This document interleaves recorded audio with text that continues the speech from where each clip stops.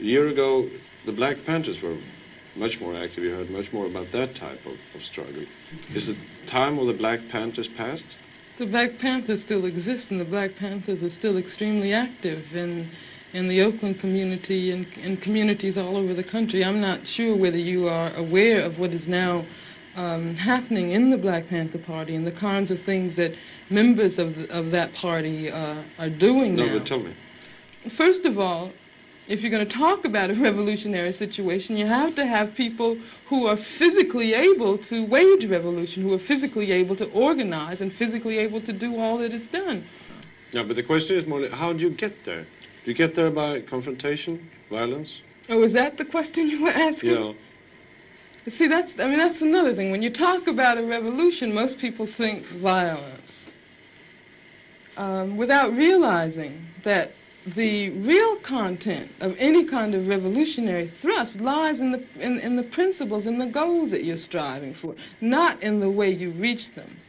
On the other hand, because of the way this society is organized, because of the violence that exists on the surface everywhere, you have to expect that there are going to be such explosions. You have to expect things like that as reactions.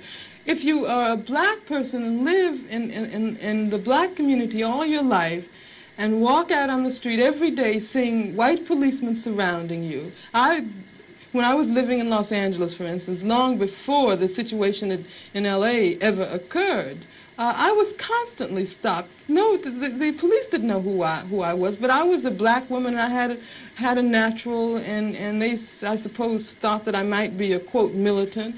And when you live under a situation like that constantly, and then you ask me, whether I approve of violence.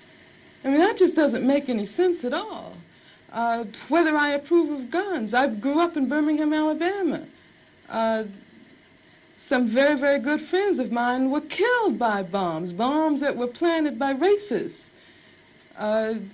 I remember from the time I was very small, I remember the sounds of bombs exploding across the street, our house shaking.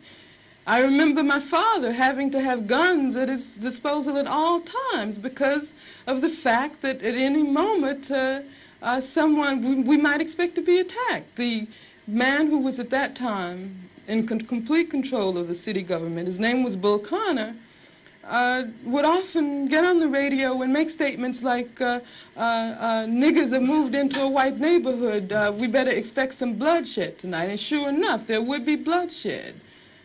After the 4 young girls who lived, one of them lived next door to me.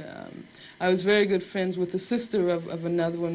My sister was very good friends with all 3 of them. My mother taught one of them in her class. My mother, in fact, when the bombing occurred, one of the mothers of one of the young girls called my mother and said, can you take me down to the church to pick up Carol? We heard about the bombing, and I don't have my car.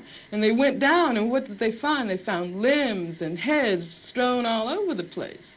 And then after that, in my neighborhood, all of the men organized themselves into an armed patrol. They had to take their guns and patrol our community every night because they did not want that to happen again. I mean, that's why when someone asks me about violence,